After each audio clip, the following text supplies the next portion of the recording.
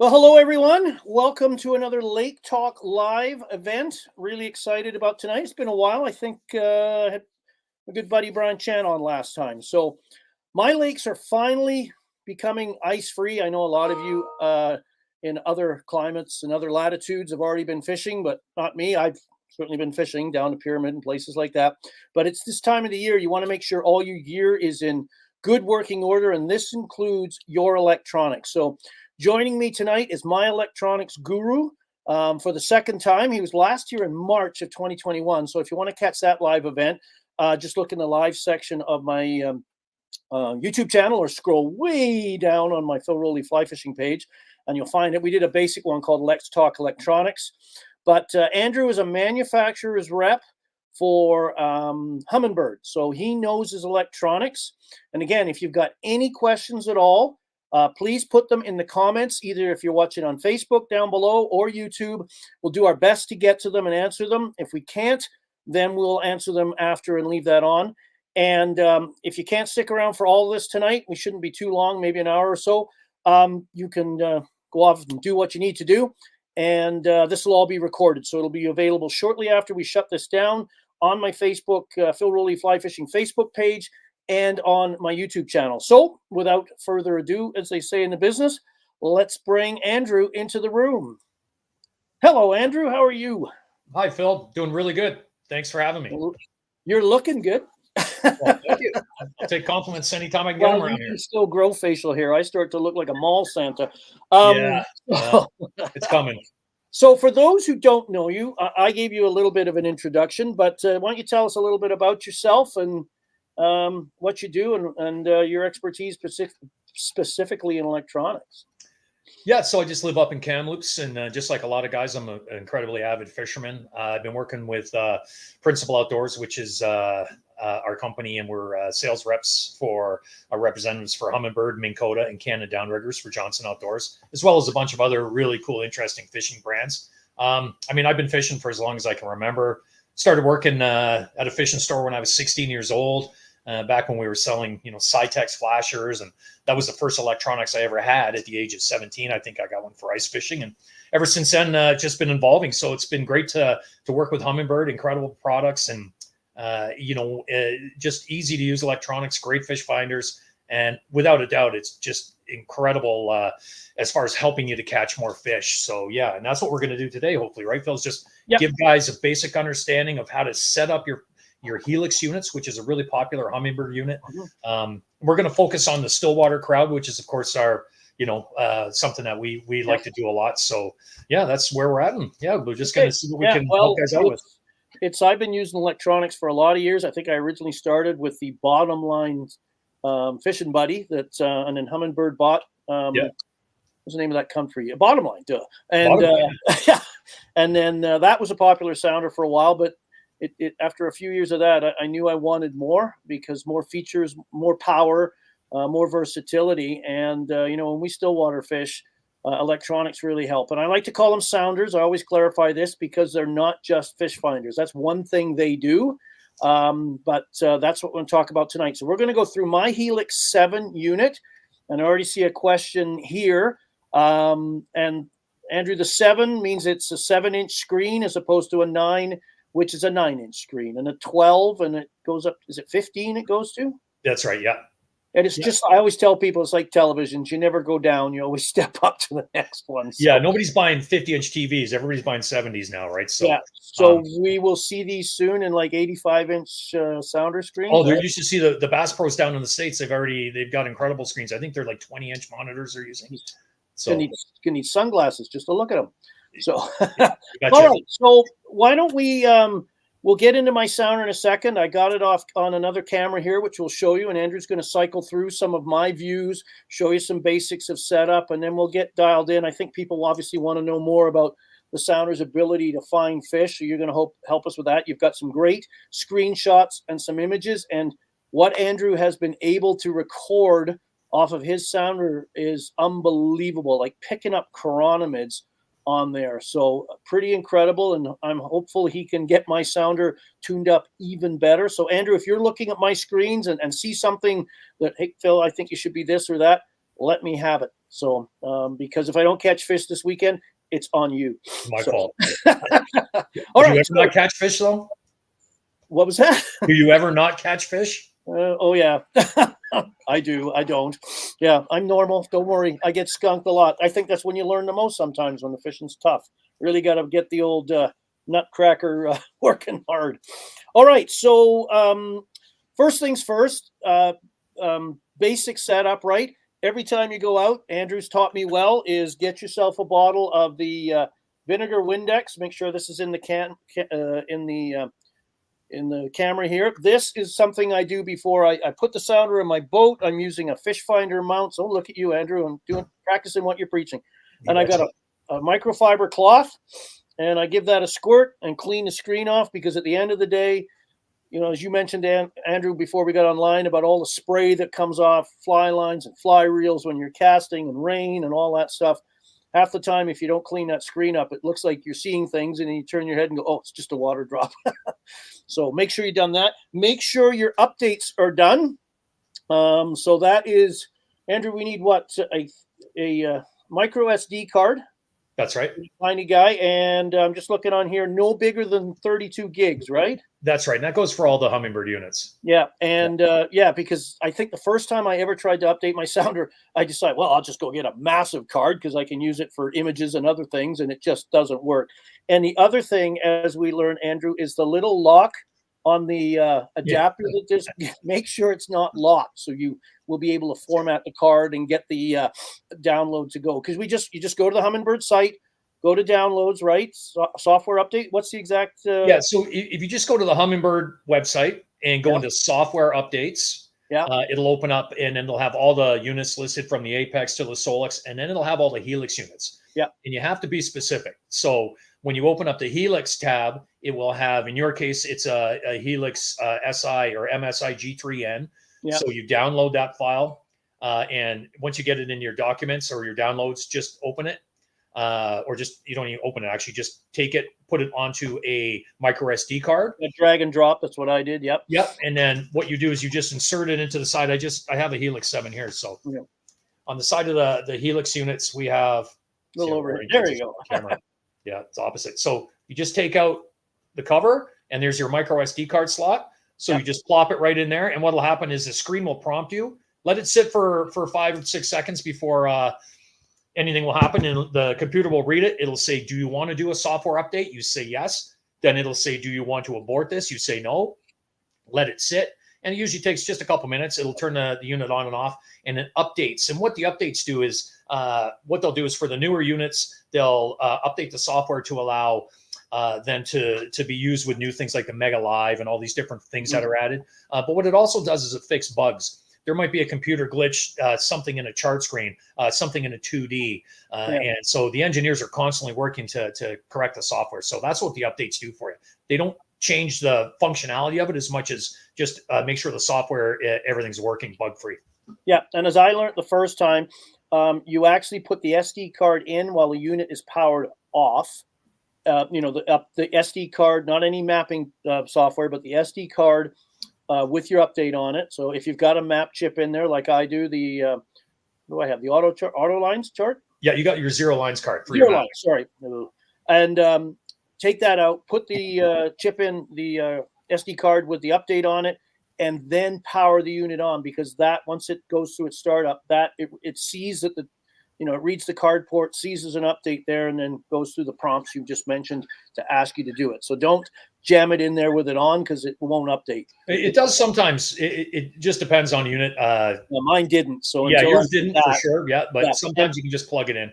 Yeah, and when you go to the Humminbird site, it's all listed there. Steps 1 through 8, I think it is, and it's not really 8 steps. It's just walking you through what you're going to see and what. Yeah, and once again, Phil, people have to you have to get the right unit. And if you say, well, how do I know what unit I have? The easiest way is if you flip over your unit, you've got the white tab there.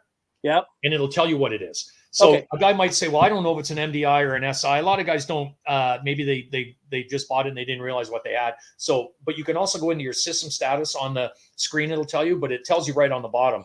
Because just for example, during ice fishing season, we get a lot of calls because guys will download a Helix 7 update, but they don't realize that below the Helix units, there's an ice unit update. So you actually have to go to the Ice Helix 7 instead of the Helix 7. So you just have to make sure you get the right unit. Yeah.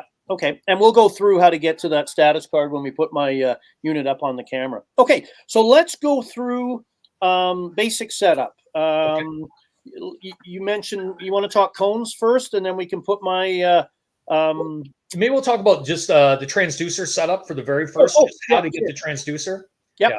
So your transducer, it's attached obviously to the back of the boat to the transom for most guys in our situations. Now you can either use the Humminbird, has a portable kit with the suction cup, which is great for small boats. But also you can either mount it permanently if you're a trailered boat. Or you can get like a magnetic transducer mount. There's different off brands that are easier ways for portability. Yeah, I use the Fish Finder mounts magnetic, and it works really well. I find sometimes with the suction cups, they can pop off, particularly on some boats if they get a little air pocket under that.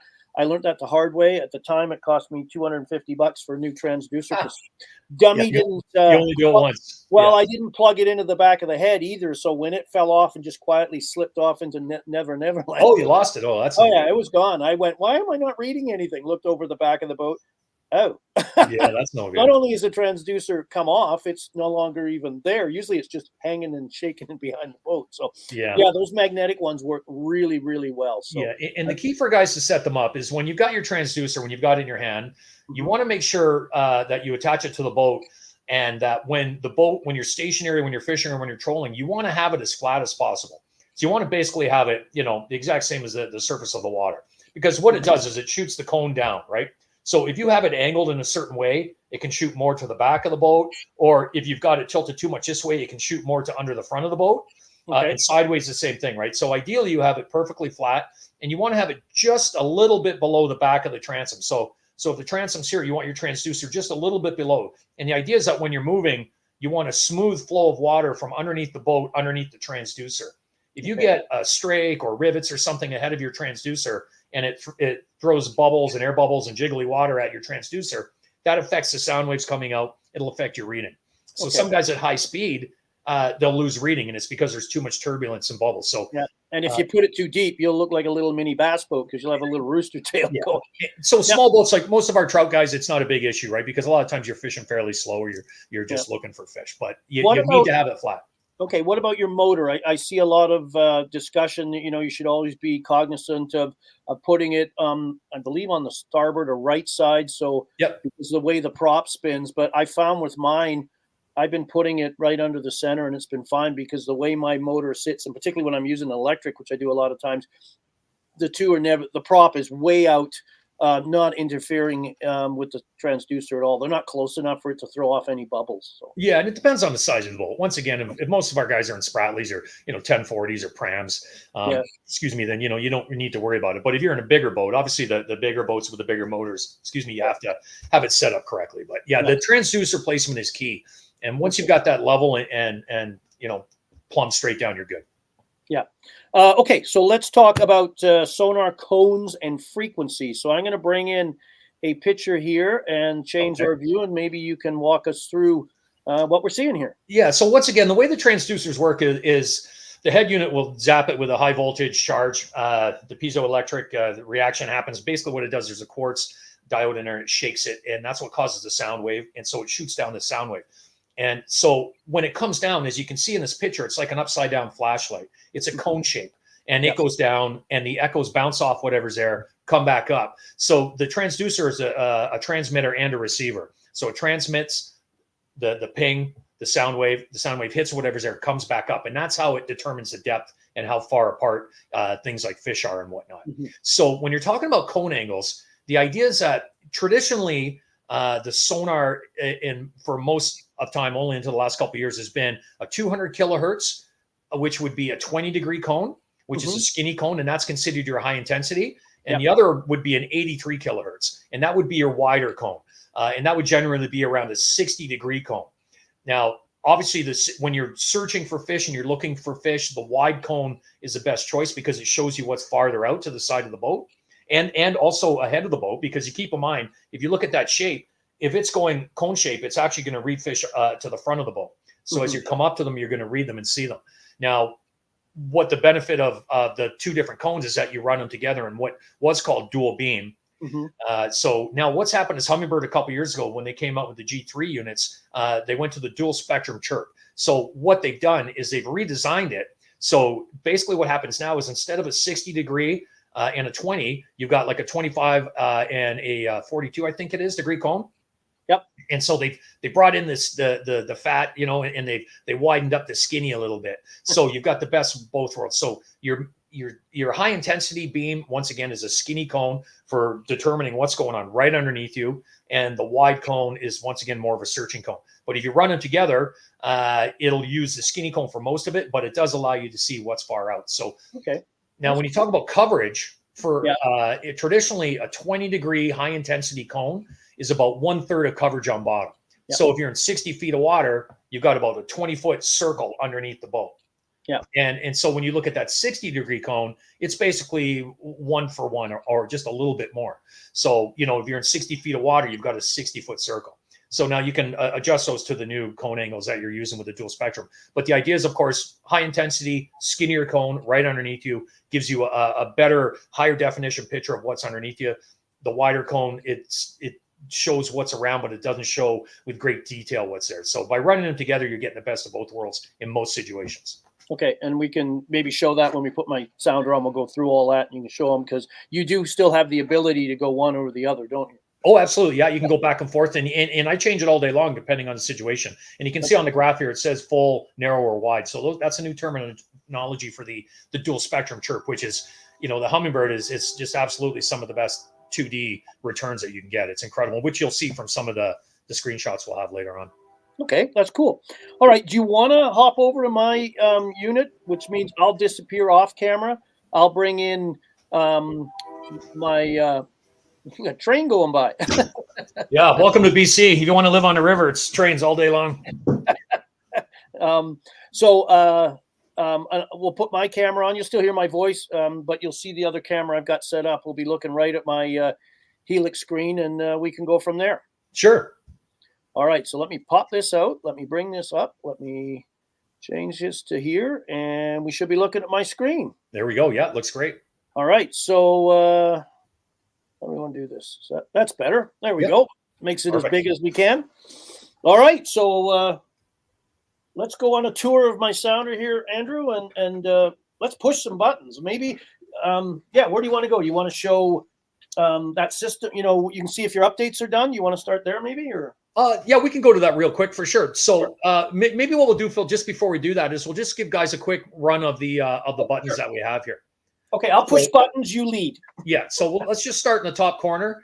So your view button right up at the top, that's your view button. So press that a couple times, and as Phil touches that, that's basically your channel changer, is how I call it. So that's channel up. Now, if you go back down and hit the exit button, that's channel down. Now, what you're doing is you're scrolling through the different screens that you have on there, and it's really easy to go back and forth. The top button will go up and the bottom will go back down. So that's one easy way to remember what those buttons do. Now, so you don't have to go like a TV remote, go round the horn. For those of you who remember Toy Story, right? Instead of going back, you just keep pounding the up button until you come back around. That's right. Cool. If you go by it, you can go back. So consider the menu button and the exit button at the bottom, your up and down channel changers. Okay. So now let's go down on the right side to the middle, and that's your menu button. Yep. So when you press that, you can see now what happened is we're on the 2D screen here, which is your basic 2D fish finder. When you press that button, that express menu pops up. Now that's going to give you your basic functions for that screen. So you've got your sensitivity or gain. We could be called gain on some units. You've got your contrast, lower range, chart speed, sonar colors. And keep in mind, you're on a simulation here. So it says trolling motor controls, but that won't show up for most guys because you've got a networkable unit. But ideally, you've got your sensitivity here. Now, why don't you hit the big button there to the left and to the right? Yep. So you can see the keypad. The big button is how you change things. So when you hit the right side, it increases. And when you hit the left, it decreases. Yeah. And obviously up and down will allow you to scroll through. But when you increase the sensitivity there, what it does, it's just amplifying the signal. Now, you say, well, why would I use that? Say you're in deeper, super clear water. You can turn it up really high. And then maybe you get into a stained lake. Maybe it's turnover or it's a real muddy water. That's going to have a lot more debris and particulate floating around. You're going to want to use a little less sensitivity so it doesn't light up all that small stuff. Okay. Is there a recommended I've seen, some, you do some research, like 50% is a good starting point. Yeah, and that's the thing we didn't talk about at the beginning. Everybody, when you get one of these units, you really don't have to do much to it. They are set up to come right out of the box. All the factory settings are set at mid-range, which are the perfect settings for 90% of your fishing. So if you get one of these units, don't go in and start changing your chirp settings and doing too much. It's set up to work right out of the box. And that's one thing that's important for guys to understand. You don't have to overcomplicate it. So now if you hit the menu button again. Yep. So now you're in your main menu, right? Now, so just hit exit and we'll get out of that for a second. Okay. Yeah. So now if you go back and hit the menu one more time, we'll just go back to that express menu. So go down to contrast. And once again, you just use the large button to navigate. Yep. Now, what contrast is, contrast will highlight the heavy returns and it will highlight the softer returns. Now you say, well, why would I do that? The advantage of that is when you want to get rid of small things. Say it's this time of year, in the stillwater world, we're going to be dealing with a lot of turnover. There's going to be a lot of stuff floating around. All the rotting weeds have come off the bottom. And just generally after the ice off, there's stuff floating all over the place. So why don't you hit the contrast field, turn it up, keep turning it up. Yeah, so just keep turning it up. And what'll happen is you'll see the reds get redder and heavier. Yep, and the smaller stuff will start to disappear a little bit. Just keep going. You can just keep going for a bit.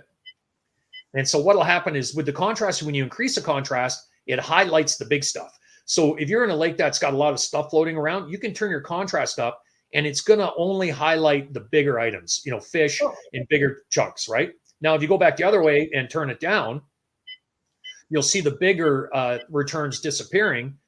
And then you'll start to see all the smaller items really showing up. Ooh.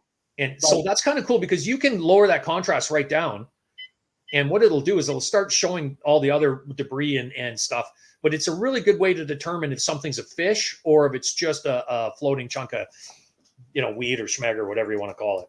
So this is how, skipping ahead, but this is how you could make small things like swivels and split shot and perhaps chironomid pupa show up. Is that how you're doing it? Yeah, you could. I would think of it more the other way though, because you'd want to turn it up to amplify the signal. Okay. Because steel, anything like a swivel is going to show up no matter what, usually, right? Okay. Because it's metal, right? So you get those strong returns. But certainly for the chironomid pupa, you could do that absolutely. Okay, but also just by turning up the sensitivity, you're going to increase that gain and the amplification, right? Okay. And keep in mind that's on a scale of 1 to 40, so you can see it's set right at 20 when it comes out of the box. So once again, everything is set right where it should be, so you don't have to do too much of that. All right. So again, just like your sensitivity, that midway point is a good starting point. That's right. Yeah. Okay. Perfect. So let's just go real quick around the horn here again. So hit the exit button and get out of there. Yeah. So the next button over is your go-to man overboard button. Yeah. So if you hold that down, don't hold it down for too long because you'll set the alarm off. But if your buddy falls overboard, you hold that down and a man overboard alarm will go off. Yeah. And it's also go-to. So you can hit go-to and you'll see the spot locks will pop up and different things. That'll allow you, if you're navigating, say you have a a Minn Kota motor connected to it, you can say go to a waypoint and then that motor will drive you over to that waypoint. Ooh. Yeah. So exit out of that for a second. Another toy I need to get, sounds like. Okay. Oh, yeah. No, you definitely need one of those too. So the next one up is your mark button. Okay. So now just tap that. Yeah. And it gives you this choice. Now you can mark a waypoint. So click over with your big button there. Yeah. And now you created a waypoint. So the mark button has different uses. But when you're on your chart screen, it'll just mark a waypoint. And when you're on your 2D screen, it'll give you a few options like it did there. So the idea is you go over a school of fish, you hit that mark button real quick and you mark a waypoint, and then you can go back to your chart screen and see that waypoint on your chart and go back around with the boat and get on top of those fish. And then you can see patterns too, right? You keep marking fish in certain spots, pull back for sort of a 60,000 foot view and see all these marks in the 20-foot zone. Then the fish on that day seem to be in 20 feet as opposed to. Absolutely. Yeah. That's the key. Yeah. And you can save them, you can name them, or you can delete them at the end of the day. How do you name them?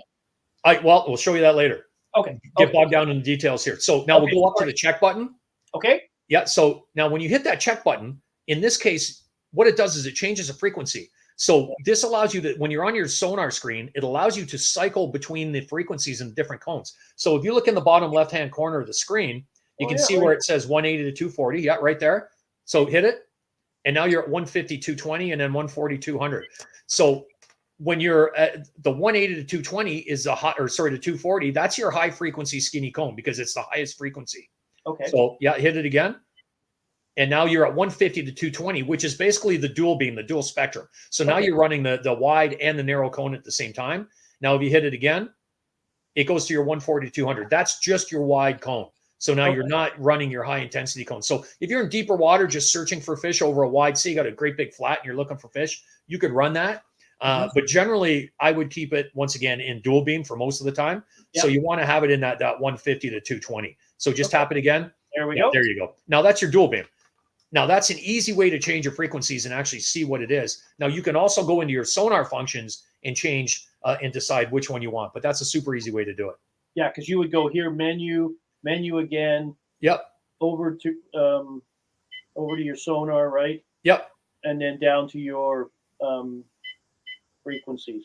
Yeah, keep going down there. Way down. Below, see the little arrow down? There we go. No, it might, yeah, display spectrum right there. Go to, so then you can see full. Yeah. Tap it over. It'll go wide and then go narrow. Okay. And so that's giving you the same things. You can see the numbers change as you do that. So the easiest way to do it is with the check button. Okay. Excellent. Yeah. So that's a super easy and really handy. That's two things I've learned already. Yeah. And then so now if you go up into the top corner, we've got our plus and minus button.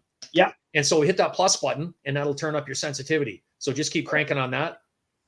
Wow. And so that does the same thing as your gain function without having to go into the menu. And of course, you go back down again. And minus, now, obviously. Yeah. Now the plus and minus buttons, when you're on your zoom screen, they'll adjust your zoom up and down. And when you're on your chart screen, they'll zoom in and out on your chart screen. So plus and minus are exactly that. Plus and minus. It just, every time you change a screen, the buttons will do extra features or different features. Cool. Yeah. So that's your basic way around it. Now, also one thing too, at the bottom corner, you got your power button down in the bottom right-hand corner. Just tap that for a second. So you tap that. What's really cool on this now is you've got your sonar on or off. So you can turn your sonar off. Like say you're in your garage and you want to work on your boat and do stuff with your chart. You can go down and turn that sonar off. Yeah. And if you do that, that sonar screen will disappear. So I wouldn't do it right now. But if you scroll down to the bottom, scroll your way through. Now you can scroll up as well, but if you keep going down there, you can change a lot of this stuff. Yeah, you got standby there. Now you can see that standby, which is a really nice feature because you've just tapped that. It just shuts it off. And just hit any button again. And it'll bring it back on. So for example, say you come in for lunch or something, you can just hit the standby button, or say you want to do a run across a lake and you don't want your sonar on, but you don't want to shut it all off. You can just hit the standby. It's really handy. It's really handy when you're ice fishing. So you can hit the standby, pick your stuff up, go to another hole, plop it in, and hit the standby back on. So you're not turning the unit on and off all the time. Well, yeah. And I can also think, in open water now, like you said, you pull your boat in, go for lunch, go for a biological break. Instead of it just pinging away wildly 6 inches of water, you can turn that off. That's cool. And you've also got night mode, and then you've got your light on there too. So you can turn your screen brightness up and down. If it's a real bright day, you can turn it up. And if it's a real dull day, you can turn it down. And the same with night mode. It'll basically just turn it down. Okay. So what's it's about mid-range again? Yeah, no, that's really good. Yeah, so we can see that. So that's your basic navigation of the keypad. So let's just show one thing here once again. So just hit the exit there. Yep. And just to hit it again. Yep. Anytime you're in trouble, just hit the exits and it'll take you right out. So for the main menu, just so guys understand, hit the menu button once. And that's your express menu. It gives you quick changes for that screen. Hit it again. And there's your main menu. So right now you're in angler mode. So let's go over just through real quick. So you've got your sonar tab. That's for all your sonar function changes. And go to the next one. That's your navigation. That's where you're going to have your waypoints, routes, and tracks to pick all your stuff. You go to the next one. And that's your chart screen. So when you've got a chart screen like a Navionics or your all the things you need to change for your chart screen, that's all there. The next one over is your Humminbird. And that's for your Autochart, which is the map making feature. Then the next one over is your basic setup. Now, work your way down there and we'll find user mode. I'm going to change some of this. It's all on metric. I'm not metric. Yeah, well, exactly, right? So there's user mode. See, it says angler. Yeah. Now, when you guys buy these units and you turn it on, you're going to be in angler mode. And that's a great way to go just for a guy that just wants to start. But turn that over and you'll go to custom. Yeah. There you go. And you can see the menu got bigger. So what it does is it adds alarms to the far left side. You can see there's a bell up there now. So now you've got depth alarms and different things like that. Oh, okay. But you've also got a lot more functions that you can monkey around with. So most guys are going to run it in custom because he gives you more options. Well, that's what I'm doing. Yeah. And you know, like we're Canadian here, but I'm like you. I like my depth in feet. Yeah. I like my temperature in Fahrenheit, but I like my distances in kilometers, but I like my speed in miles an hour. So, you know. Okay. There we go. So I just changed mine. I've got my units in feet, depth and Fahrenheit, units in feet, speed, sorry, in miles per hour, because I don't go that fast, Andrew. Yeah. Yeah. Volume. So, well, we don't want that. No, you don't need any of that stuff. What would you use? Yeah. Yeah. Well, once again, this is on simulation, so there's a lot of stuff on there most guys aren't going to see. Yeah. Okay. Yeah. So just go exit out. And so that's, oh, sorry, go over at the top. So we're on setup still. So yeah, just exit out of that. Yeah. So we'll go up. Back to setup.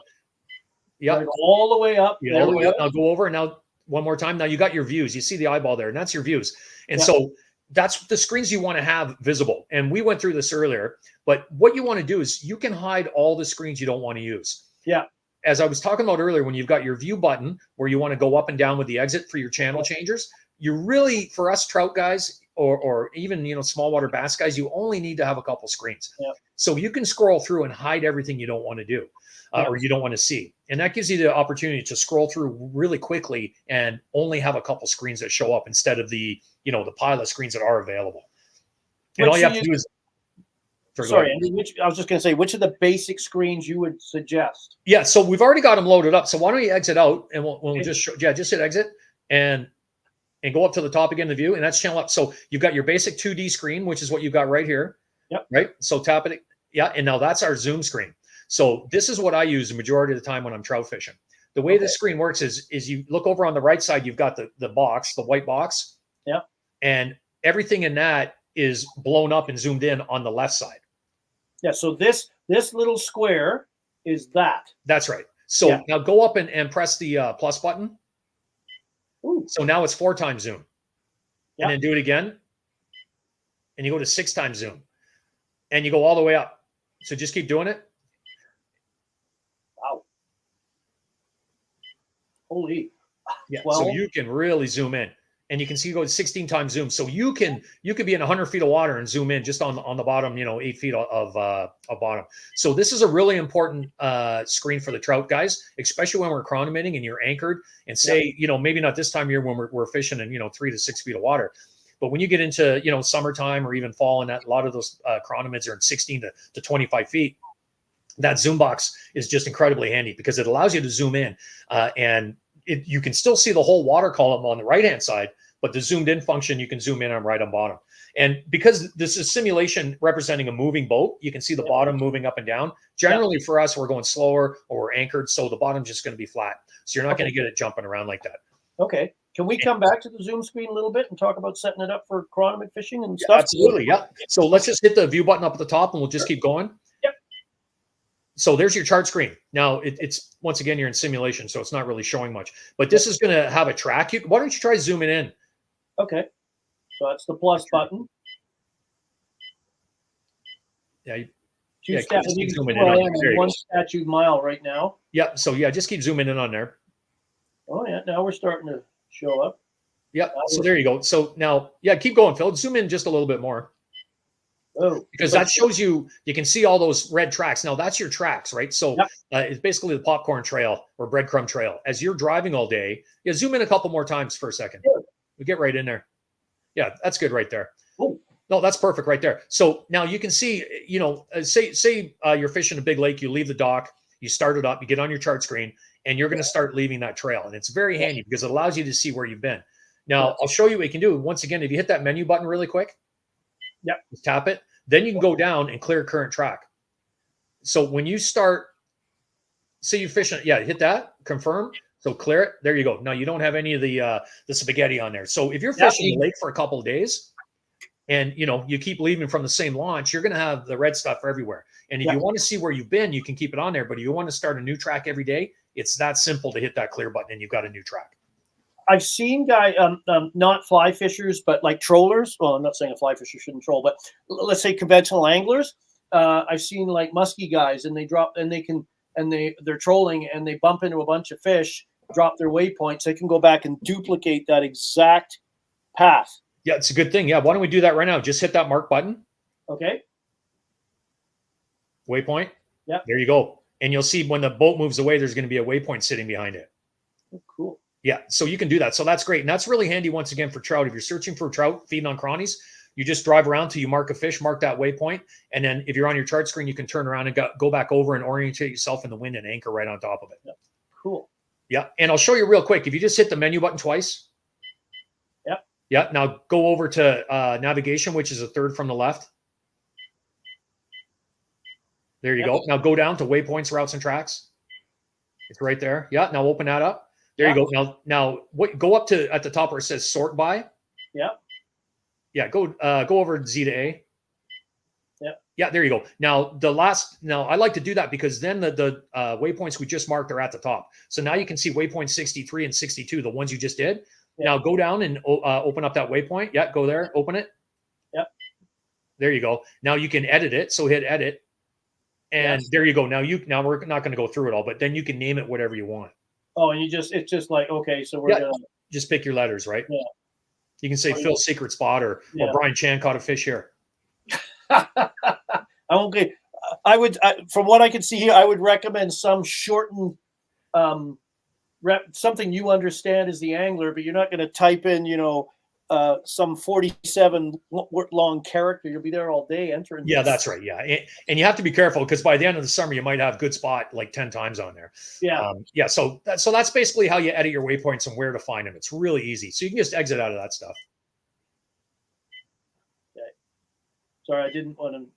No, that's okay. There we go. Yeah, so there you go. Now you're back to your chart screen. So that shows you how to mark a waypoint and then find the waypoint and name it or do what you want with it. But also, if you want to go back there, you can people can see, but it'll actually show a picture of where you took that waypoint, right? So when you look it up, it'll have a picture of where on the lake it is, which is really handy. So that's no, you got to exit out. Okay. Yeah, remember, hit it twice. Hit the menu button twice. Oh, sorry, buddy. I lost it. I'll go back. It doesn't matter. You can do it from anything. Yeah, just hit the menu twice for your main menu. Yeah, now you're in navigation, waypoints, routes, and tracks. Okay. And there it is, right? So you can see the picture on the right on that screen where your boat is with the waypoint. Okay. And it's still live, but it's cool because you can go to different lakes. Say you fish 4 different lakes in a week, and you've got these waypoints, and you can't remember what's what. When you click on that waypoint, it'll show the corresponding location on the chart screen on that screen. So it's really cool. So you'll see where it is. Oh, cool. Really cool. And yeah. And so also by scroll, hold on here. I'm getting out of. Okay, let's just back up here. Exit. Yeah. Anytime you get in trouble, just hit that exit button. So I'm just looking here at our little picture here, and I notice it's got 0.5 statute mile. Can I zoom in and pull out? Yeah, just hit that plus and minus, and you'll zoom in and out. Excellent. Okay. Yeah, because you could be in a scenario. Okay, it's a little too close. I'm not quite sure what lake I'm on. I need to pull out so I can see the lake. And if you have your zero lines card in there with your mapping, it'll show the lake, right? Yeah. And all the mapping that you've done. Yeah. Yeah. Okay. Excellent. Yeah, really cool. It's super easy to use. Like those waypoints are very handy. And once you realize that everything you need is in that menu tab, it's incredibly easy to find and incredibly easy to use. Just hit it twice, and then you got your main menu. So cleaning up the spaghetti. Yeah. So that's the chart screen. So let's go up one more time into the top view and keep scrolling through. Now that's your split chart view. So that's very handy. Say you're on a big lake like Stump. You can have the whole lake on the left side. And then on the right side, you can have a zoomed in version. So once again, when you hit that plus button, you'll zoom in on just the one side. Yeah, because I notice I've got this shows that is the active screen in this view, right? The little down arrow. That's right. Yeah. Now, if you hit the menu button, it's going to ask you left or right. And you can see it's on the right because it's got the gold border around it. Yeah. And now that's how you can adjust each one. Okay. Separately. And that goes for all the screens. Anytime you're on a split screen, you just hit that menu button and it'll ask you which one you want to adjust. And you can also split position. It's at 50-50. So I could actually, you know, Yep. yeah. Okay. And when you're, and so let's, exit out of that. And then we'll just go up and hit the top view button again to keep scrolling up through your channels here, through your screens. Now there's your 2D and your chart screen. Now this is another really handy screen because you can see where you're going on the lake and you can also see your 2D. So if you just hit the minus button a couple times and back out on that, okay, at the top, yep. So now you're backing out on your chart, so you can get a better, wider view, right? And then you can see all your waypoints. So if you see a fish on the screen there, now you just hit that mark button and mark another waypoint. So that's what I do when I'm looking for fish. I'll have my chart screen and I'll have the 2D on the one side and scroll, just troll along, move slowly with your electric or your gas. As soon as you see fish, you mark a waypoint. And then that waypoint is marked where you saw it on the map. And then you can go back over and look for more fish in that area. Yeah, just see the patterns, right? See, obviously where they're concentrated and at what depths. Yeah, exactly. Because they'll sit on edges, like a lake like Tunco Lake, which is only 20 feet deep. Those fish will sit on a 6-inch drop or a 1-foot drop. Yeah. And that could be the key, right? They might not be in 10, but they might be in 11. Yeah. And so it really allows you to see that with the mapping and the waypoints. But just having those waypoints marked to go back over and see if there's more than one fish there. Because generally we'll see 3 fish and we'll anchor and fish. One fish, maybe not so much, depending on how the day's gone. But when you find groups of fish, then okay, especially for chronomid season, we know they're on top of them, right? Wow. Yeah, so go back up to the view and we'll hit one more up there. Sorry, I thought I knew my sounder pretty good. I'm like having a great time here. Sorry. Go ahead. So just hit the view. Yeah, we'll keep going. And now you're back to your 2D. So the benefit of that is, why don't you just scroll through that real quick and we'll show you. Just keep hitting it. Yeah, so go up to the view. Yeah, just tap. We're going to scroll through all those screens. 1, 2, 3, 4, 5. And then you're back to your 2D. So you've got 5 screens, and that's all you need to fish for trout for most guys. So it's not complicated, because when you limit the amount of screens, you've got less screens to scroll through. You can find them quicker. And then this allows you to just, really scroll through to find stuff when you want it really quickly. Now, the other thing too, just real quick, we're on that view button. If you hold that view button down, that express menu pops up. And that's another way to quickly access your screens. So you've got your express menu for your screen. So you've got Sonar. So open that Sonar, and it'll show you all the different Sonar options, which some of are hidden, but they're still there. And so that's a quick way to get to whatever screen you want to get as well. But the idea is that by hiding or using the view button to keep screens hidden, once again, you can just keep a few on there, and it makes it a lot easier to navigate through your fish finder. You just got what you need, right? Yeah. Yeah, of what you want, and you can change them, you can hide them, you can open other ones back up. It takes a second, right? Yeah. So that's that. Yeah. So that's basically how the keypad works. I mean, that's all there is to it. Excellent. All right. All right. Let's get to probably the question I think most people want to know is although these are sounders. Oh, maybe just one more thing. Can we talk about bottom? How you can tell hard bottoms from soft bottoms, and maybe a little bit about the depth range here, because I've seen some that suggest, customize it yourself. If you're only ever going to fish 20 feet of water, you set it as a maximum range of 20. Yeah. Really easy. So there's a couple things you could do here. One, go into the menu button for it. Just tap the menu. Yeah.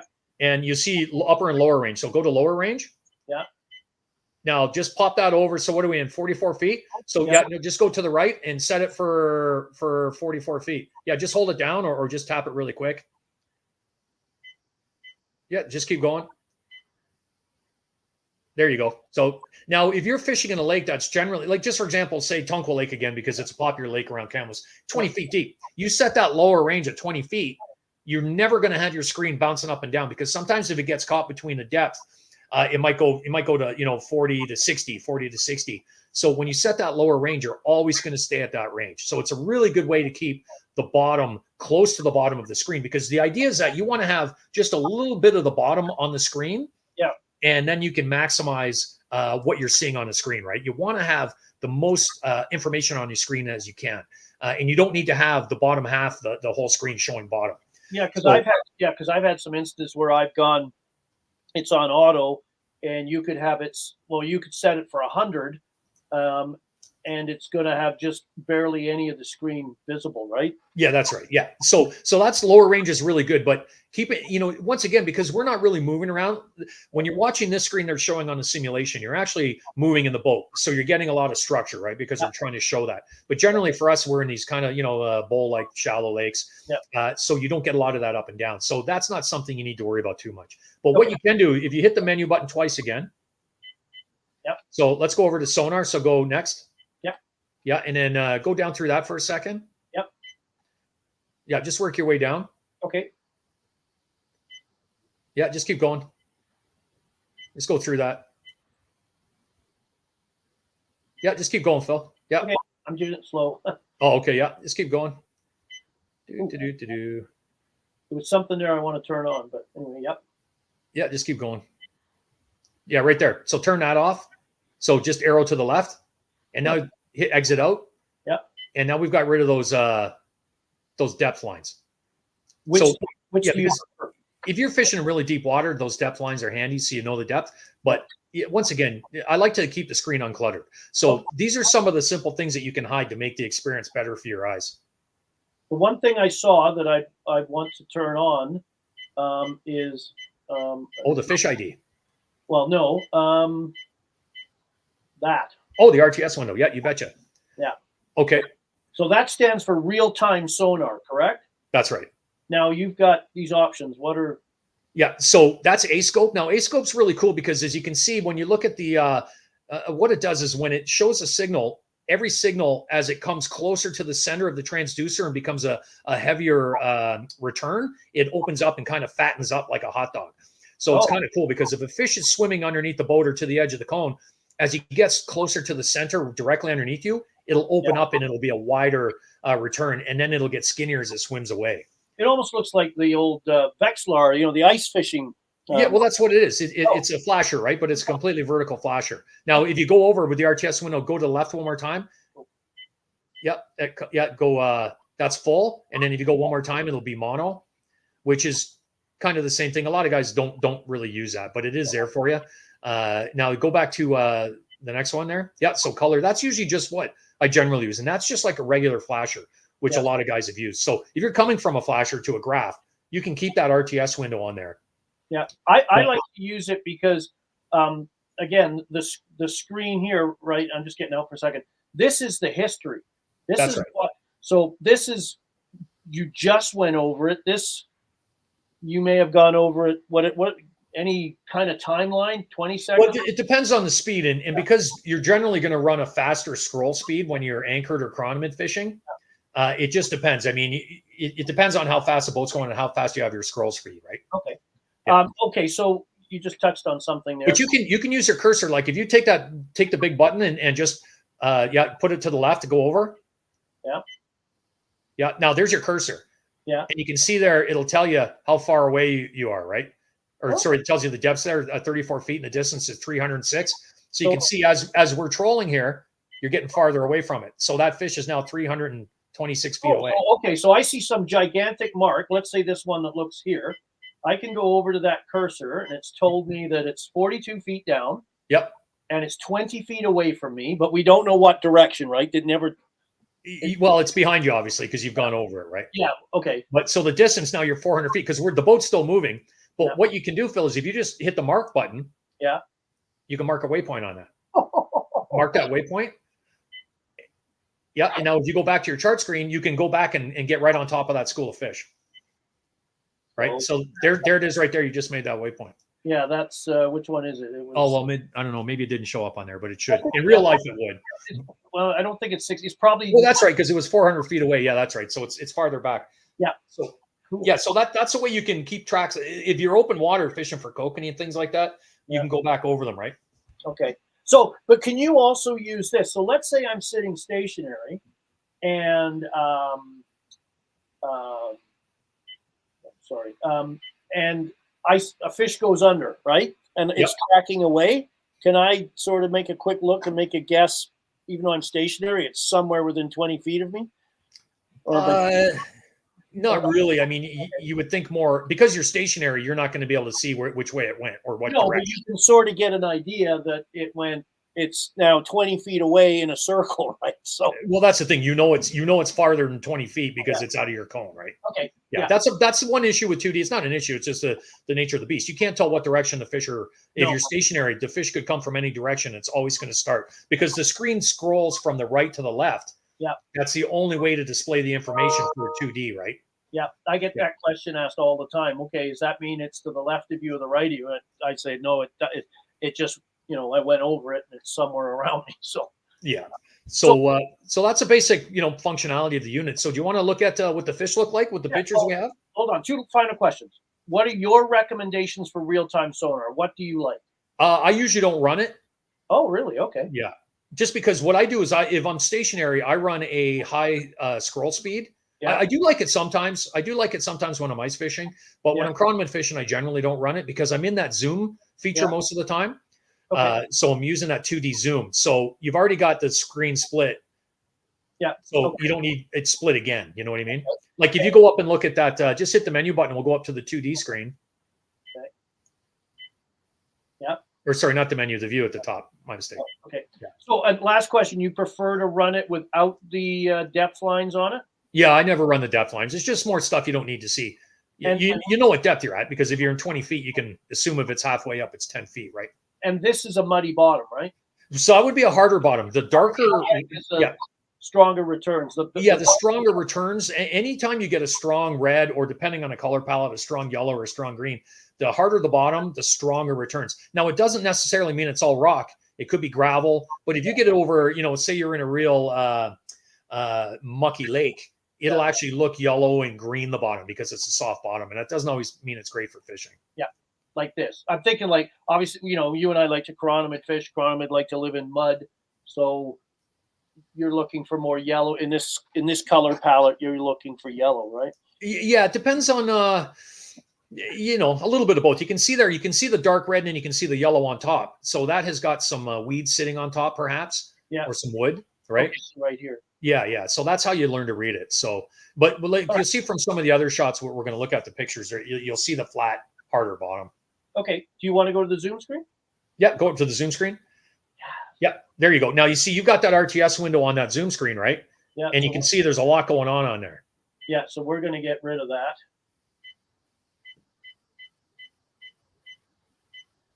There we go. There you go. Okay. So it's handy for the regular 2D, but yeah, it's a little complicated for this. So now the best part about the 2D, so actually hit the menu button for a second. Yep. And you can go down to bottom lock and hit that. If you're using your zoom and it's a real roly-poly bottom, you can hit the bottom lock and it'll generally keep it, actually turn it on there. Yeah, it'll keep the bottom more in view, but I'm not a big fan of the way it looks sometimes. Yeah. And once again, we don't get that undulation so much. So you can turn that off. Okay. So now once you're in there, you can hit the plus button again up top. Yeah. And that's going to go to 4 times zoom. Yeah. And then 6 times and so forth. Okay. Yeah. So once again, this isn't exactly representing what we would do because we're not going to be moving at the majority of the time. No, this would be or you will, but you won't have these undulations, right? Yeah. Yeah. So that's your zoom screen. So that's what you want to run most of the time when you're chronomet fishing. And generally I'll run it at about 4 times.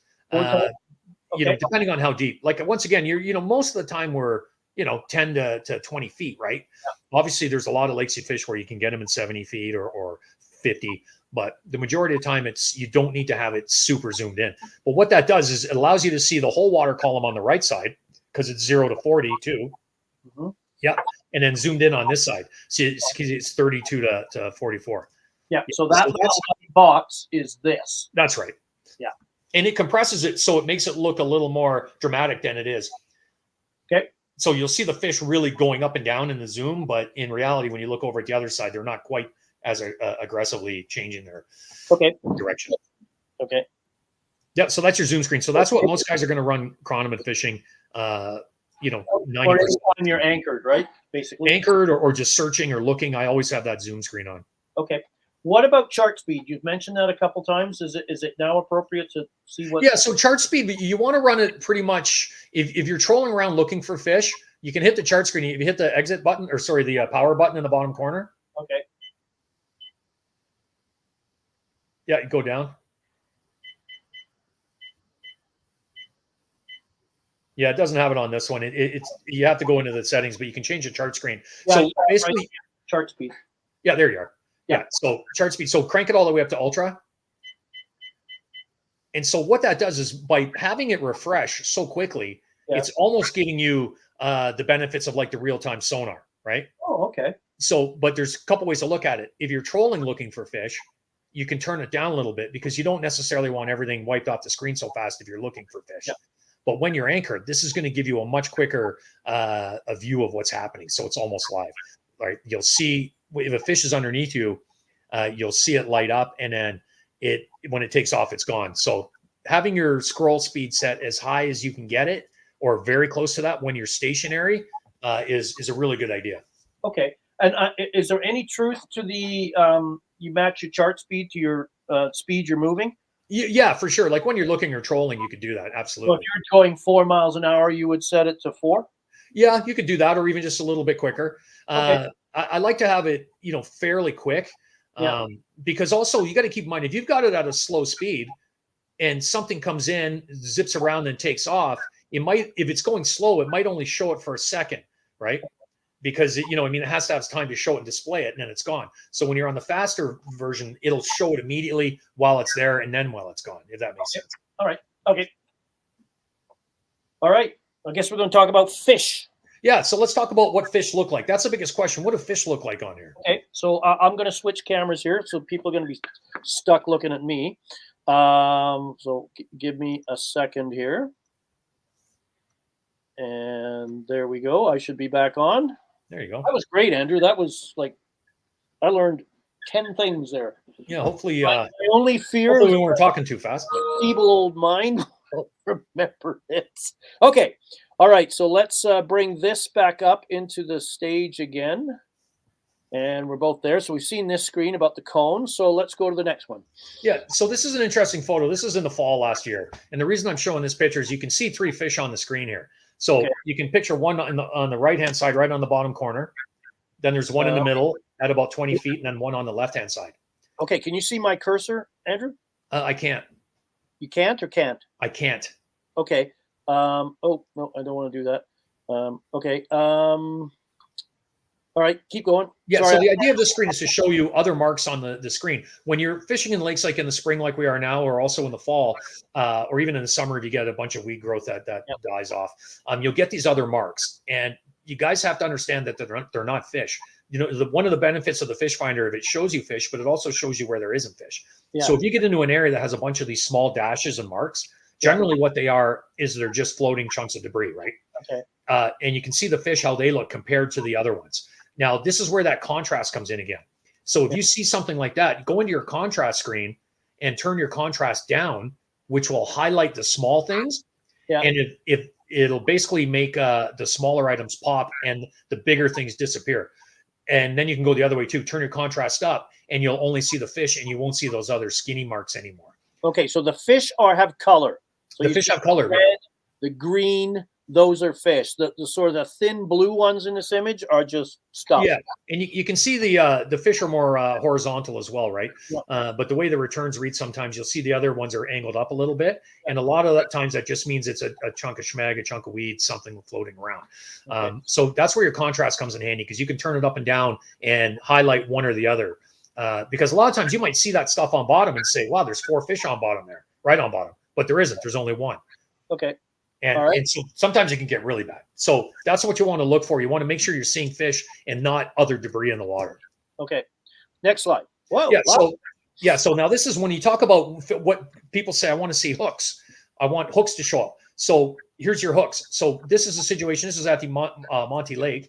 And what you can see here, this is actually a whole big pile of suckers in kokanee altogether. And so what happens when you see a hook is you are moving, the boat is moving, and you go over the fish. So because of the shape of the sonar cone, what happens is the fish will come in on one side, start to read, but it's farther away from the transducer. So it'll read lower down and farther away. And then as it comes up, it'll get into right underneath the boat. Then you'll get that thicker part of the return. And then as the fish leaves the cone, it'll start to be farther away. So it'll look a skinnier, lighter return. And that's where that hook shape comes from. So if you're stationary, you might see a hook shape if the fish swims quickly underneath you. But generally, you're going to see a longer line, which we'll show in the next one. Okay. All right. Cool.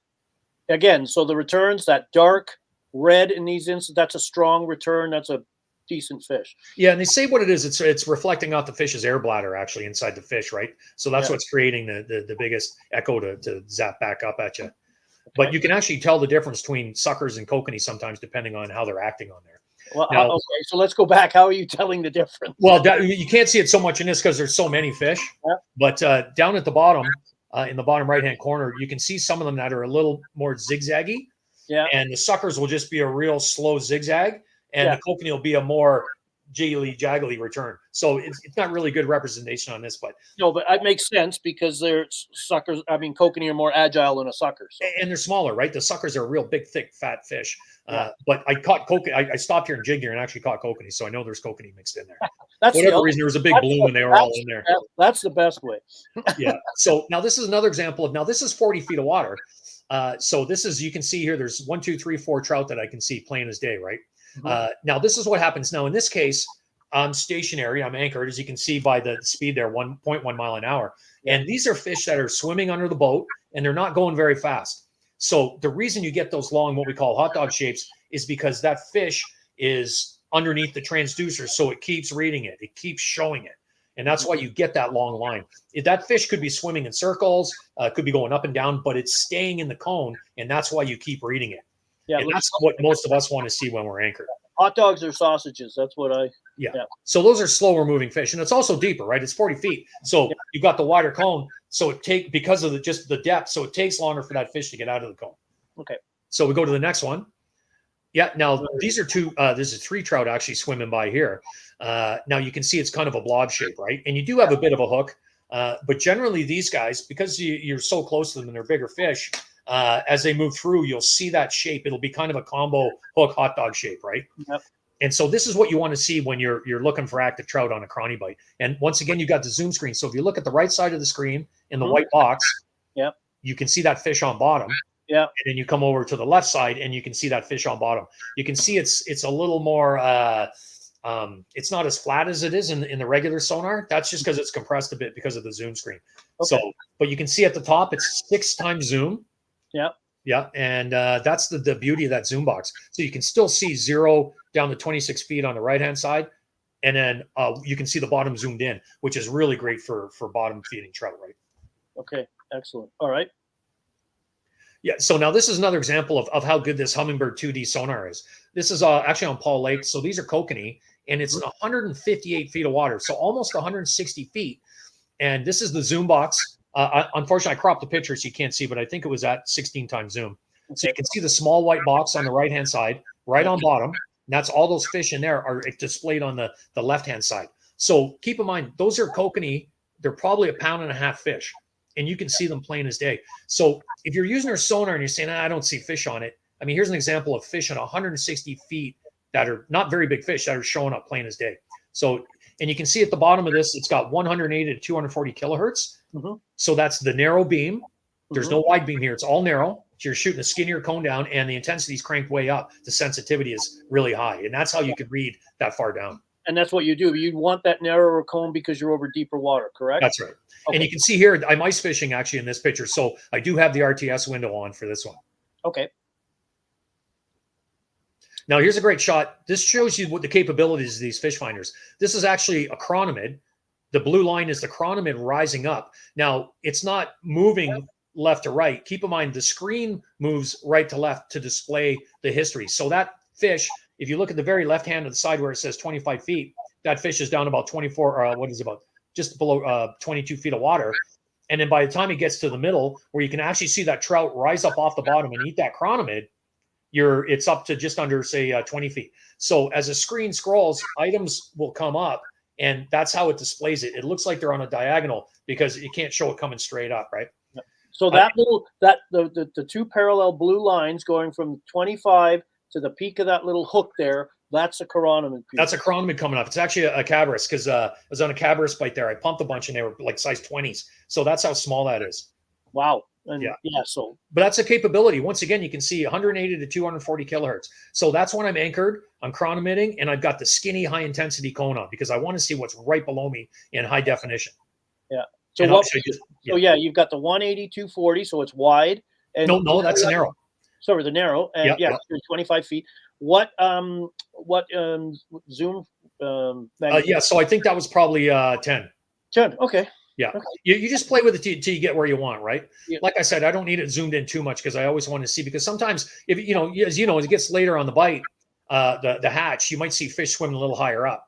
And Mhm. of course, that's the beauty of this zoom screen, is you can see them on the right hand side all the way up to the surface. But Mm. I generally try to have, the bottom 4 or 5 feet visible on my zoom screen. Yeah, because that's where most of the feeding takes place. So that makes That's sense. right. Yep.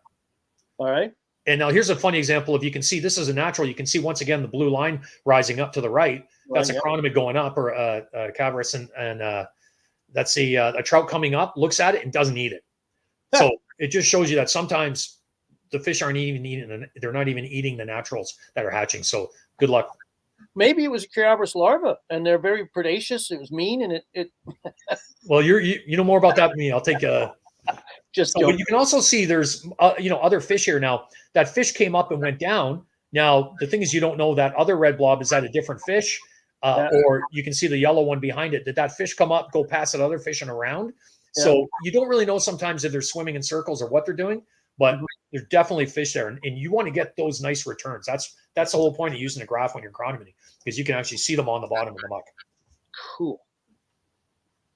So here's a good shot. This is actually during a windy day, and it shows you how even in 32 feet of water, the bottom can get mixed up. This is in the back end of a bay, so the water's flowing in. So obviously it gets down and mixes up all the debris on the bottom. Now you can see the trout sitting in the bottom there, and what you can see are those red lines coming up. They're actually air bubbles.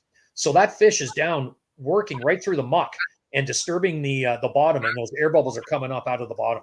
Okay, so now I've sometimes seen those kind of diagonal tracks going from the bottom to the surface. Those are air bubbles. Yeah, there are air bubbles coming up. Okay, Yeah, you see them sometimes quite I a caught bit, right? anchor rope or something.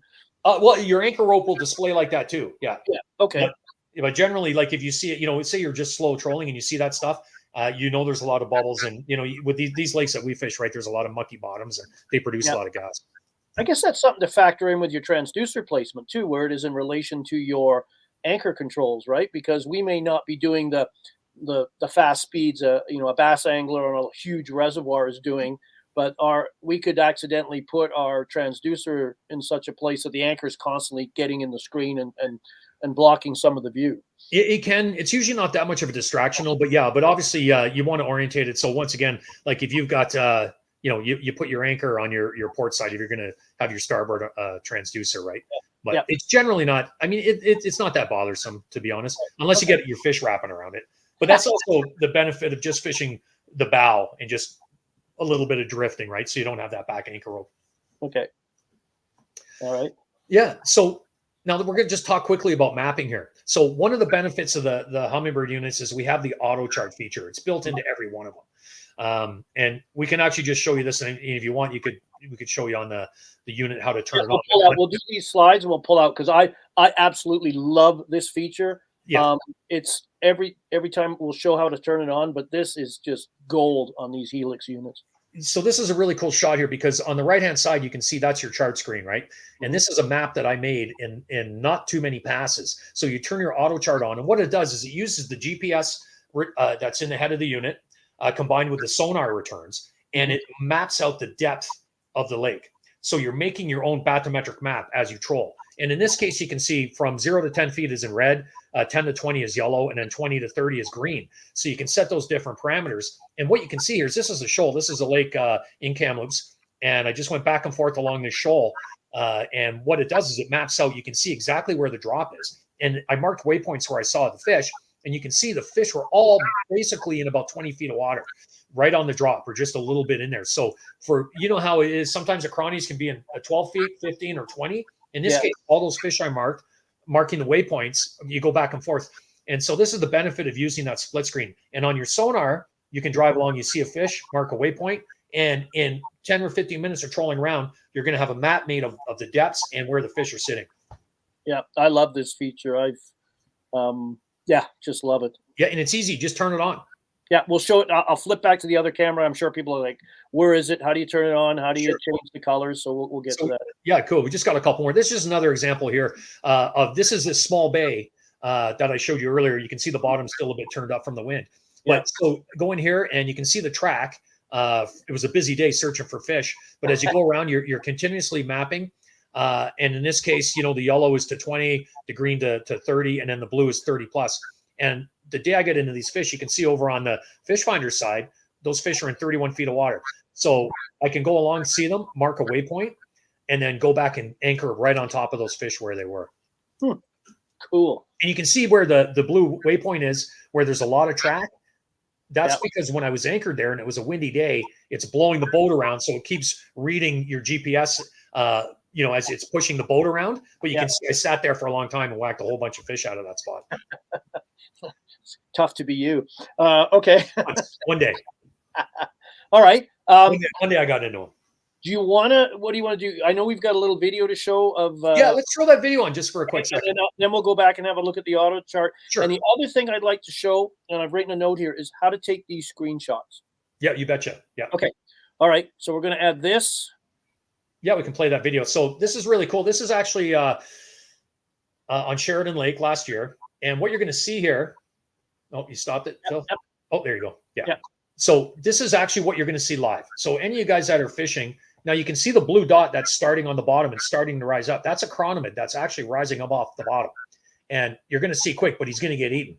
But this is just to show you that this is a good chironomid hatch. You can see all these different fish. All those different red marks are fish zooming around, whacking the bugs. Yeah. And you can see our intrepid little chironomid there, the blue line. He's slowly getting up. He's almost at, 38 feet there. He thinks he's going to make it to the top. And then look at this. Here comes this guy. And he zooms up and he gets eaten. Yeah. I think Brian refers to that mid zone as the zone of death. That zone of death. So you can see there's no more blue line. Yes. Right. So that chironomid's coming up. He's got eaten, and there's two fish there. The lucky one got it. I don't know if it was the first or second, but either way, that guy didn't make it. So that's what you want to see when you're anchored on a chironomid bite. You want to see those fish moving through. And once again, it's the hot dogs, you call them, or the blobs, right? You're not going to see the hook shapes generally. That is so cool, Andrew. And once again, Phil, that's 42 feet of water, and that's probably a size 12 chironomid that day that was coming off, right? So, you know, a centimeter long. So it showed, and you can see I'm in the, well, you can't see it just the way it's cut off, but I'm in the high frequency skinny cone once again there. Okay. Because you want high detail of what's underneath you. So is it a good idea for people just to get confident that, you know, the transducer can pick up, is to actually almost take your, you know, your fly and your swivel, or just your fly, and just hold it under the transducer and just look to see? Yep. Yeah, a good idea. If you're fishing deeper water, you can just put like a bigger, you know, split shot at the end of your fly line before your leader, and drop that down, and you'll be able to see your split shot sitting down there, because the lead will really show up. But that's a good point. That's one thing I forgot to mention earlier on your transducer setup. Take your rod, take a set of hemostats or a chunk of lead, or in your case, you probably got a big 5 of diamonds in your boat somewhere. Throw on something. You're in Alberta, right? You got some pike. Oh yeah, keep going. And just take that and drop it below your transducer all the way to the bottom. And you'll be able to mark that on the screen all the way down. And just when you get to the bottom, you can hang it there. And what you can do is you could actually reach over and turn your transducer in and out, angle it until you get the best return. And then you're going to know you're perfectly set up. Oh, wow. That's a good idea. Yeah, very simple. Oh, okay, cool.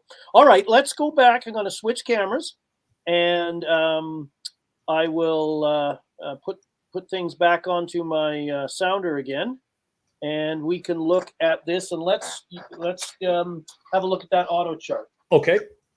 So I'll change my view. Yeah, you could change the view maybe to make the fish finder bigger more than me. Oh, yeah, that might be an idea. Better for the right there. Where do we go? There we go.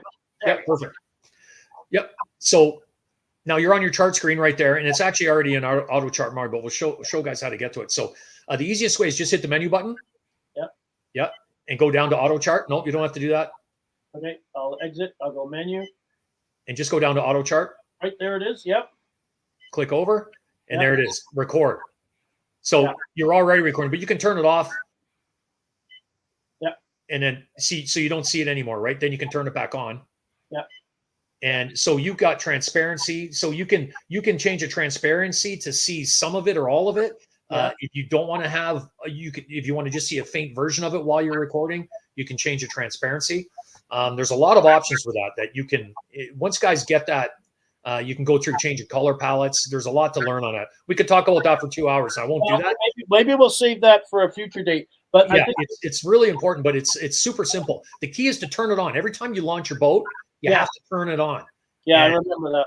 Yeah, and there's also a water level offset. So say you're fishing an impoundment, like I know you guys in Alberta, your lakes can drop quite a bit. In the springtime, you want to basically go out and mark a waypoint and use it as a control and say, okay, it's 20 feet here. Yep. And then in the fall, you can go back out and say, oh, it's dropped 8 feet. So you can set your water level offset down 8 feet. Okay. But anyway, we won't bog down in that. But that Autochart is really easy to use. Just turn it on. Okay. And what happens is that head unit, every Helix unit will hold 8 hours of mapping on it. Yeah. But if you want to do more mapping, which we all do, you need to get a 0 lines card, which I'm just showing right here. Yeah. So it's a micro SD storage card, and it's going to have all the outlines of all the lakes, and you can actually go and fill in the lakes as you troll. So it's funny. I was on a lake this past weekend, real small urban lake, fishing amongst $1 million homes, kind of weird. But obviously, when I put my Autochart, there was no, and I do have the 0 lines card. That lake doesn't exist. So by the end of the weekend, I had this little lake perfectly mapped out on this white space. So it'll still record it, even though there's no lake there. By the time you troll around this tiny little lake and move around and stuff, it's filling in all the time. I basically drew the lake and made it. Yeah, that's the whole point, right? Yeah. You've got your own bathymetric map. Now you can also share that. You can put it on Autochart Live Share online and share it, and you can go on and download other guys' stuffs onto your card, other guys' maps.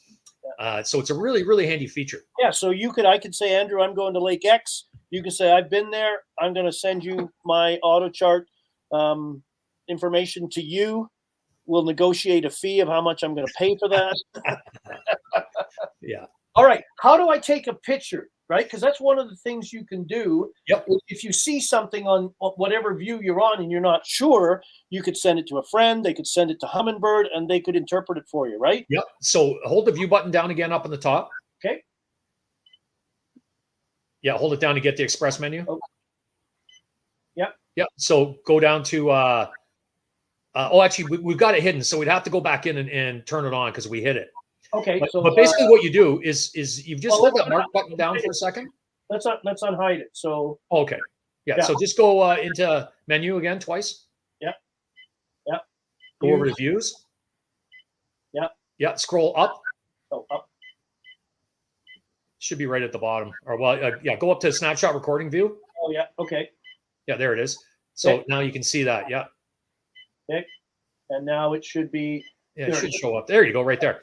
Yeah. So now just press the menu button and hold it down. Or sorry, not the menu. Exit out of that. Okay. Yeah, the mark button. So hold the mark button down and don't let go of it. There you go. You've just taken a screenshot. Perfect. Yeah. Okay. Now, what you need for that is you can save those pictures on your 0 lines card. Yeah. Which I don't really like to do. Yeah. But if you're not mapping, you can just put a blank SD card in there. Yeah. And that's how you can record those screenshots. So you can real quick. You could have two 2D screen for a second, Phil. Yeah. So I'm just saying you could have 2 SD cards if you wanted, and swap. They'll be coordinated, so you don't dump one overboard. Okay. Yeah. So let's go. But you can save them on a 0 lines card. So yeah, just hold that hold the mark button down again, and we'll take a picture of that. Okay. All right. Now go back into that screen. You can just scroll up. Yep. No, with the view button. There you go. All right, buddy. Okay. There it is. Now just go down on the big button, so you're scrolling down through your shots. There it is. Go down to it one more time. Yep. So there it is. Yeah. So now click over. Yeah. And now you've opened it up. And you can also make video, can you not? You can, yeah. You can record too. Okay. So how do I do that? So I'm going to go to a screen here. Okay. Yeah. So hit the menu button. Yeah. Actually, I think you got to go up to the go back up to the screen to the snapshot recording view. Oh, okay. Exit. Okay. Yeah, now hit the menu button there. Or sorry, the menu. Start recording. Ah, okay. Yeah, so now what's going to do, it's going to record everything. Okay. So it's going to record all your screens.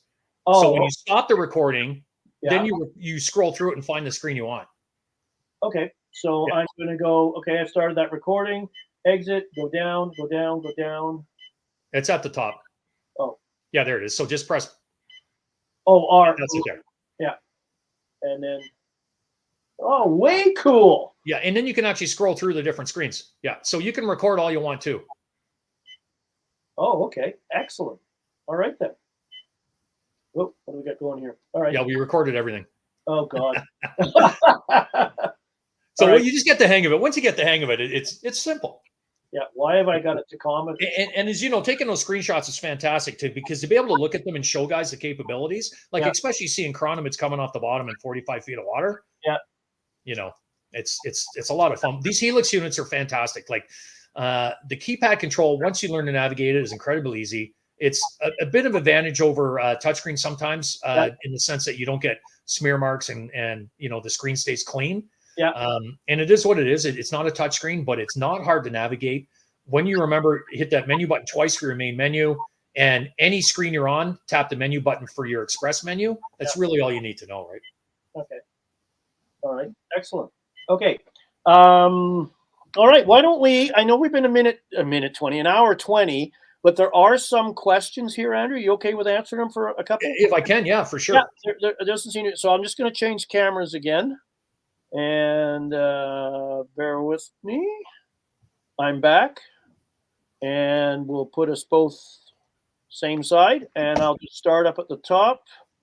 I think we answered this one already. That's just a 7. So, 9. Yeah, there is a few differences with the 9. Basically, you're getting more power, right? So it's 1,000 watts compared to, I think it's 500 watts RMS power compared to the 7s.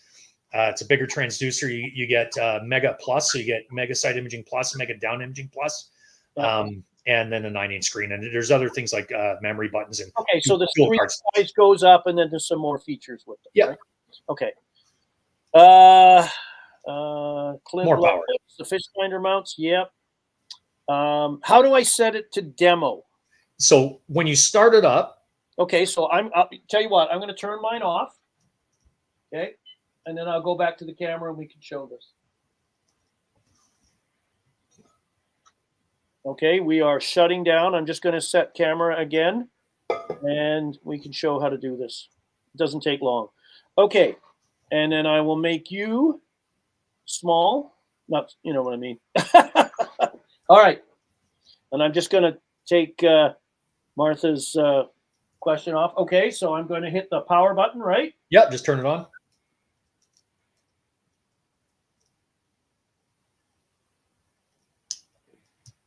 Do. Let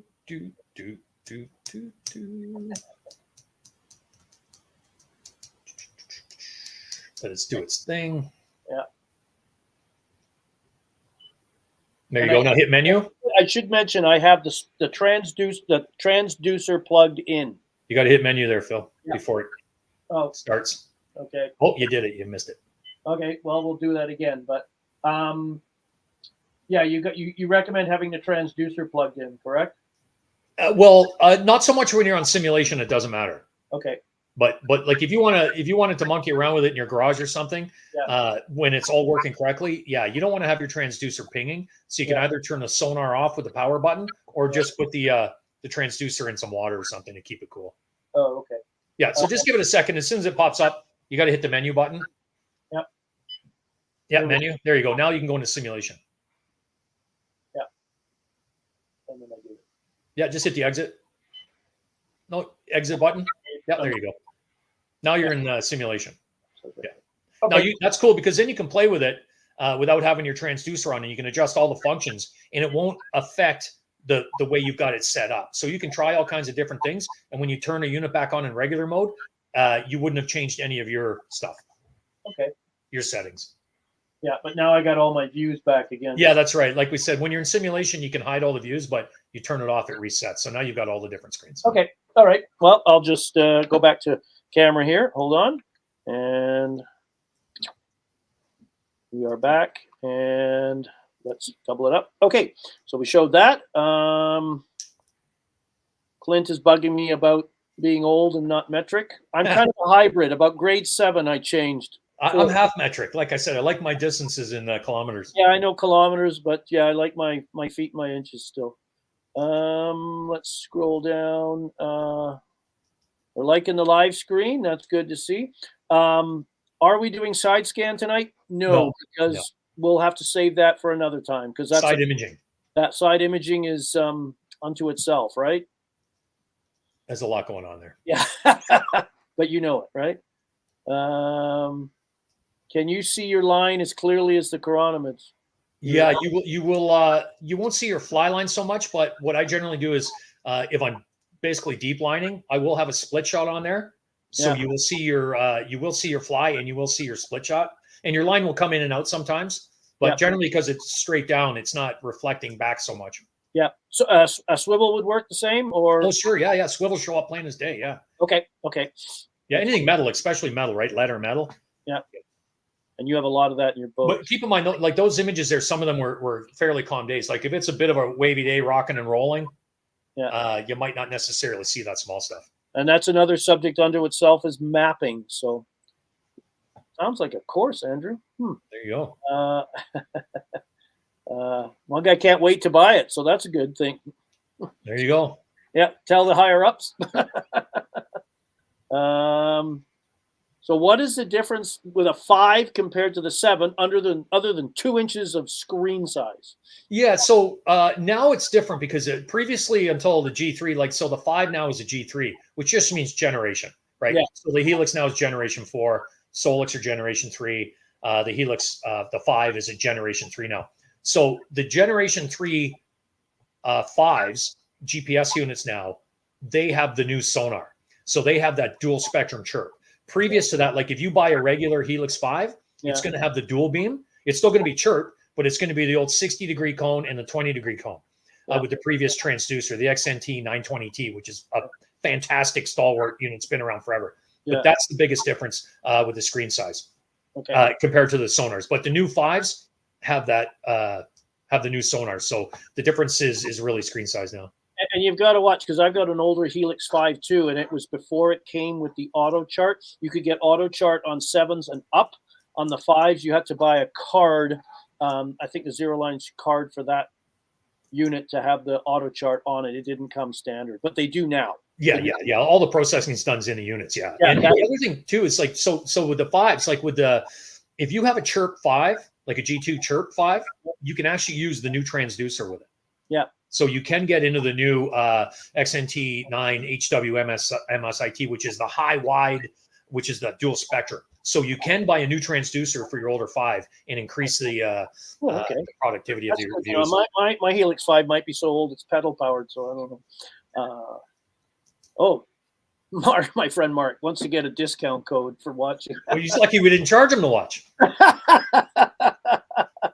Optimum settings. I think we covered this, but great to summarize. Well, to summarize, basically the optimum settings are already there, right? Yeah. It becomes preset right from the factory to be just the really good settings for all situations. What we've talked about today is applying the zoom screen, increased sensitivity, contrast, just tweaking the way you want it to look. But right out of the box, you can't go wrong. Just try to use your zoom screens. Try to incorporate that into all your trout fishing. Okay. And if you get into serious trouble way off base, can you hit restore factory reset? Yeah. If you go into the setup, there's a restore defaults. It'll put it back to when you bought it, but it will eliminate all your, it'll eliminate everything. It'll still have your waypoints and stuff like that, but you'll lose up. But you don't want to do that very often. I mean, I don't like to monkey with it. Okay. Yeah. All right. But it's an easy way to get out if you screw it up, Yeah. Paul mentioned in an earlier comment here, he lives on Paul Lake, and he's never been able to see my hook even on calm days. Can you give him some help there? Maybe some things to try? Like we talked about, crank up the sensitivity. One thing you can do too, Paul, is say you're running you're deep lining, say you got a type 7 line, just take a big split shot, and put it right at the end of your fly line or right onto your leader, and then try to run about 5 feet a leader. Generally, I just do my wingspan, which is right around 5.5 feet.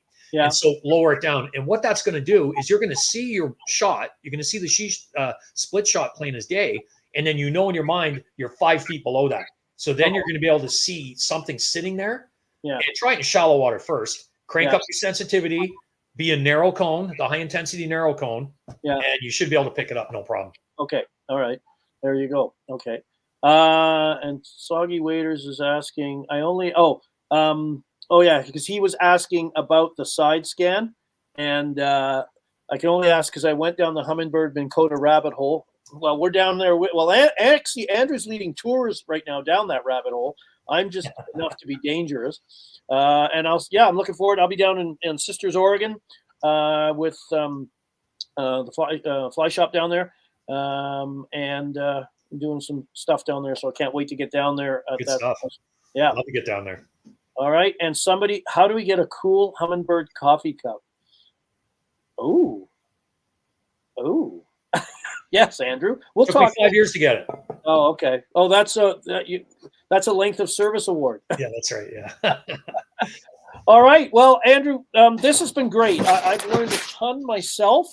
My only fear is I won't remember it. So I've got your texts on speed, your phone on your number on speed dial. And so again, hopefully everybody understands their Helix unit or the Helix unit a little better. I think other sonars are similar, even other brands. They all work on the same basic principle. They may use different terminology. You mentioned gain versus sensitivity, but they're all going to be similar. And somebody mentioned about doing all this. Andrew and I are working on perhaps putting an online course together with a lot more comprehensive stuff than this. So keep an eye out for that. That would be something we generally run in the off season, because we should all be out fishing now. Because before long it'll be fall. Ugh, did I actually say that? I can't believe it. And we're going to do other talk and Lake Talk lives and talk and ties that I do as well. So keep an eye out for those. A reminder, once again, this will be available as a recording on my Phil Rowley Fly Fishing Facebook page and on my YouTube channel as well. And I'll make a point of sharing. Andrew, you can share it as well. And there's a great Facebook group you can belong to called Stillwaters. I'll make sure it's shared over there as well, so people can watch it there. Again, while you're at my YouTube channel and on my Facebook page, consider giving it a like and subscribing to my channel. It helps. There's lots of other videos and good stuff there, and keep adding more and more content. Andrew, any parting words? I just want to say, everybody, like you just said, Phil, this is applicable to other brands, right? If you're fishing a Garmin and a Lowrance, generally a lot of this is the same ideas as far as the cone angles and sensitivity. Yeah. The benefits of the Humminbird, obviously I use it a lot. We use it. A lot of local guys use them. They're a really, really good. They're incredible in the salt water, of course, as well. I mean, they're everywhere, all through the States in the salt, but they're a really great unit for what we do. And just from the screenshots that I've showing the chronomids, showing how the fish show up, with a few tweaks, anybody can use it. So don't get frustrated with it. Just keep it simple. Just zoom screen, sensitivity, things like that, and you're going to get those returns. Just take the time and enjoy it and have fun, right? It's all about catching more fish. And remember, it's also for showing where the fish are not. So if you're trolling looking for fish and you're not seeing fish, don't say my thing's not working. It means there's no fish there. Because when you finally get over fish and you see them, you go, oh, there they are. Yeah. That's the benefit of it for searching. I've learned from mine, but mine is definitely marking fish. There was that lake I was on had grass carp in it as well. They put there to manage. And when one of those went under the boat, it was like, ooh, there's no alligators in here. That was an enormous hot dog. It was a smoky. Yeah. And that's fun. When you do see a big fish after watching a bunch of 2-pound fish go through, you see a big fish, it really gets you excited. So thanks a lot, Phil. I appreciate you putting this together. I hope we helped help some people out and figure out what they're doing. All right, everyone. Andrew, you can just stick around the end. And, Phil, wait, one more thing. There's rebates on Humminbirds right now. Oh, well, there you go. It's been on for a couple months until the end of this month. On a Helix 9 and up, it's actually a $500 rebate, which is unbelievable. On the Helix 7s right now, the networkable Helix 7, meaning if you want to hook a motor up to it or a radar, it's a $200 rebate. On the regular Helix 7s, it's $100 off. So if you're thinking about getting one, get down to your Humminbird dealer and pick one up because you're going to save a few bucks. Yeah. And Andrew, without going too much down the wormhole, what do you think of forward-facing sonar? Oh, it's incredible. Yeah. Yeah, it's so much fun. It's really, really good. It's just another tool. It's it's an investment for guys. It's a lot of money, but it's a lot of fun, and it's adding a whole new element to finding fish, which is what it's all about, right? So yeah, it's incredible stuff. Maybe we'll have to, a year or so, we'll come on and show what that's all about. All right, everyone, thanks for joining me. Hopefully you learned a lot about this, and I look forward to seeing you in future live events. So get out there on the water and take some screenshots, record some images, and put your Helix to work. Take care. Thanks, Phil.